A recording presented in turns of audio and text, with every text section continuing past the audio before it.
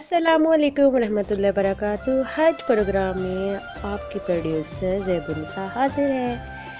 آج کا ٹاپک جس پر بحث کر رہی ہیں وہ زہیب عشرت ہے۔ السلام علیکم۔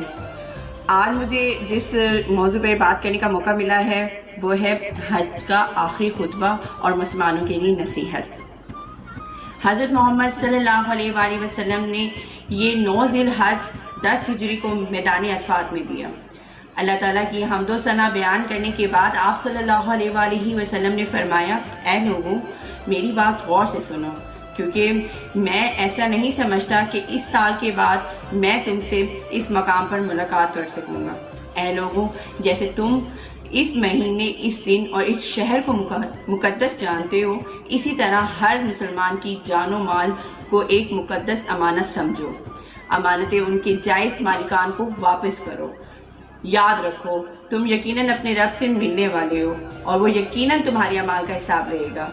آگاہ رکھو کہ میں نے اپنی بات پہنچا دی، اے اللہ تو گواہ رہے۔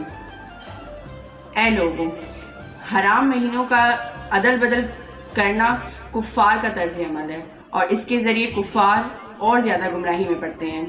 اے لوگوں میرے بعد کوئی نبی نہیں آنے والا اور نہ تمہارے بعد کوئی امت برپا کی جانے والی ہے، بس غور سے سنو اور اپنے رب کی عبادت کرو، نماز قائم کرو، روزے رکھو، اور جو لوگ یہاں موجود ہیں وہ یہ باتیں غیر حاضر لوگوں کو پہنچا دیں۔